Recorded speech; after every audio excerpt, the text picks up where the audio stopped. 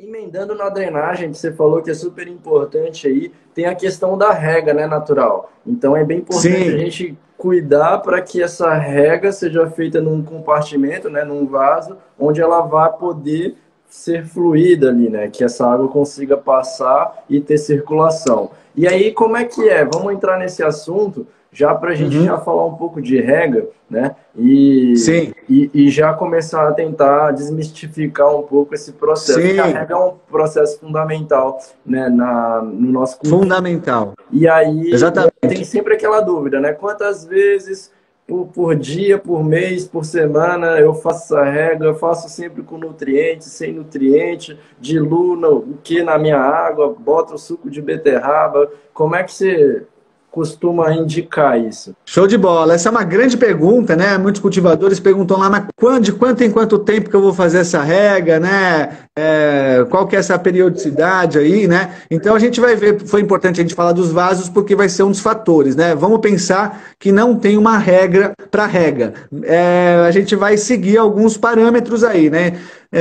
Como a gente viu que o enraizamento se dá no substrato justamente porque a raiz está indo buscar essa umidade, né? Então, se a gente deixar o solo muito encharcado, a gente inibe essa circulação da raiz, né? A gente inibe porque a raiz já vai ter água ali onde ela está e ela não vai se expandir em busca dessa umidade no substrato. Então, é o que a gente sempre fala, assim como na temperatura, assim como na umidade, os excessos vão ser ruins. Tanto muita água vai ser prejudicial, porque você vai matar a raiz ali, a planta vai morrer, quanto a falta também é péssimo. Qualquer crise hídrica que a planta tenha, se secar o vaso por completo e não for reposto rapidamente, você vai ver que os tecidos da planta começam a ficar enfraquecidos e a planta também vai morrendo ali, né? Ela vai realmente se desmilinguindo ali e depois, às vezes, mesmo que você coloque água, ela não consegue se regenerar, porque o tecido dela já foi danificado, né, cara? Então, excessos e falta vão ser o problema. O que a gente sempre recomenda é deixar esse substrato quase secar para você repor a água nele ali, né? Então isso vai depender da tua região. Se é uma região mais quente, vai secar mais rápido, né?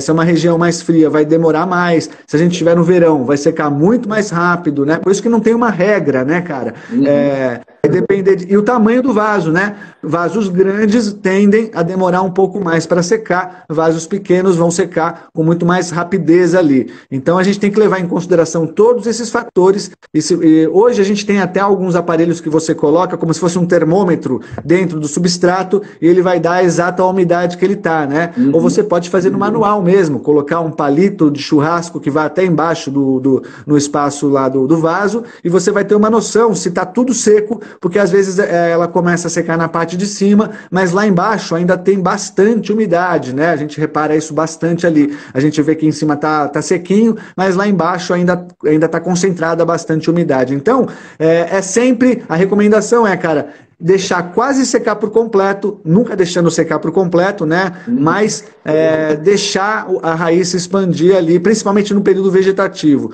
Na floração você pode já manter uma umidade um pouquinho maior ali naquele substrato, né? Mas é mais ou menos isso, cara. Não tem regra, né? Vai depender do tamanho do vaso, da temperatura. A gente vai sempre pensar que é quase quando tiver esse substrato quase seco você repõe. E aí na rega, né? Pode ser uma rega só com água, se você tem um substrato, como a gente viu lá no primeiro dia, que já tenha um composto de nutrientes, ou você vai, através das regas, alimentar essa planta, caso você tenha ali um cultivo com substrato inerte, né? Então é pela Uhum. rega que a gente vai fazer essa alimentação. Então aí a importância disso também, né? Que daí além da água você vai dar os nutrientes pela rega, né? Então acho que é mais ou menos por aí que gira o dar água para a planta, né? Bacana. A água sempre é um desafio, né? Essa regra do palitinho é a que eu uso, assim, aprendi até vendo teus vídeos e eu acho que, pelo menos para mim, tem dado bastante certo, né? Eu vou lá,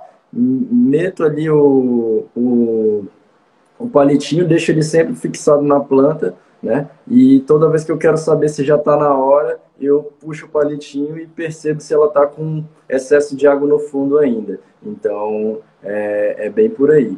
Massa O demais. Gerson aqui falou uma coisa, cara, bacana, Aham.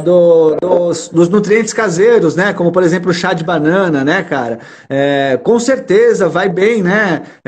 E você, além de dar nutrientes ali, você também dá ali a hidratação da planta, né? Então, várias caudas você pode usar para fazer tanto a rega quanto a nutrição, né? A gente vai encontrar hoje aí uma variedade de coisas caseiras ali que funcionam, que dão pra gente aquilo que a gente viu ontem, né? Dos macro e dos micronutrientes, né? Que são importantes para o crescimento da planta. Então, e aí, claro, né?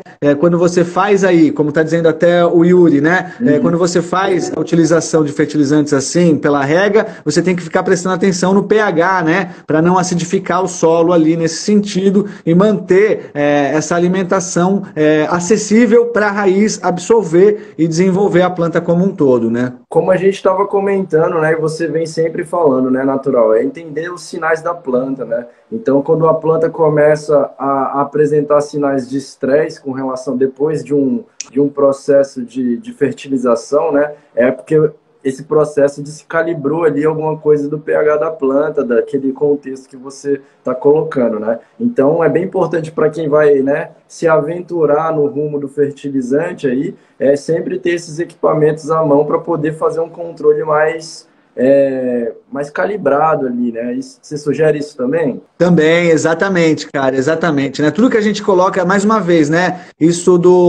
Sempre que você colocar alguma coisa diferente na planta ali pela primeira vez, né? Ou você vai repor depois, fica atento, porque ela já vai dar a resposta, principalmente através das folhas ali, já no outro dia, né? A gente já vai ter ali se caiu bem para ela, se ela Uhum. curtiu aquela coisa que você colocou ali, ou se deu algum problema, né? Porque daí a gente vai ter são várias formas, né? E o cultivador vai aprendendo a ver, é como um bebê. Quando você é pai de primeira viagem, você não faz ideia do que é aquele choro. Depois de um tempinho, você já sabe o que é que esse bebê está tendo, né?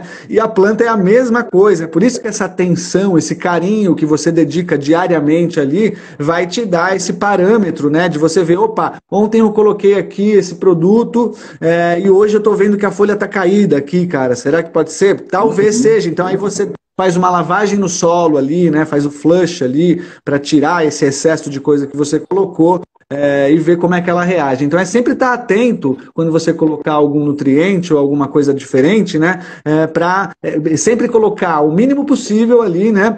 Para justamente evitar, porque o excesso de problema a gente não consegue mais reverter. Às vezes Uhum. você coloca tanta coisa ali que a planta entra num ciclo que ela vai morrer. Você não tem como mais reverter. Então sempre é melhor você pecar pelo deficiência do que pelo excesso de nutrientes nesse sentido, né? Então vai experimentando ali, vai vendo como ela reage, coloca em uma e não coloca em outra, para ver Uhum. se deu diferença, né? Tudo isso Aprenda, vai te dando esses indicativos. aprenda com os sinais, né, natural? E observe a sua Exato. plantinha e aprenda com os sinais. Quanto mais telemetrias você puder tirar do teu cultivo, melhor, porque você vai ter mais informação sobre ele e vai poder agir de maneira mais antecipada antes de ter ali um problema no teu grow.